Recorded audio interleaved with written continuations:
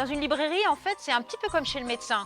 On voit les gens tout au long de leur vie. Depuis 10 ans, j'ai vu des enfants arriver dans la librairie à 4 pattes. Et puis après, on les voit venir tout seuls acheter leur premier petit livre. Bièvre, c'est un village vivant. Et la librairie, ça peut être son cœur.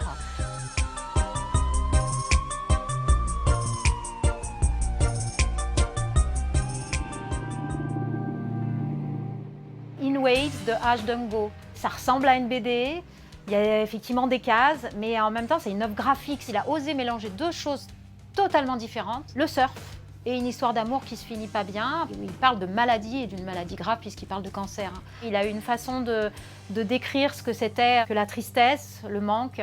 C'est la mer qui va, qui vient, c'est les vagues qui vont, qui viennent, et c'est très touchant.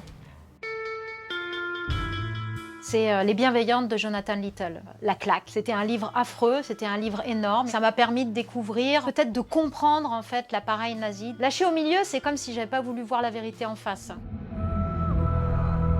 Lovecraft, le mythe de Cthulhu, il fait l'appel à votre imaginaire et il vous angoisse. J'entendais des grattés derrière la porte, j'osais plus sortir de mon lit. C'est le premier livre, je pense, d'horreur que j'ai lu et c'est le dernier. Je ne dirais pas que ça m'a traumatisée, mais pas loin.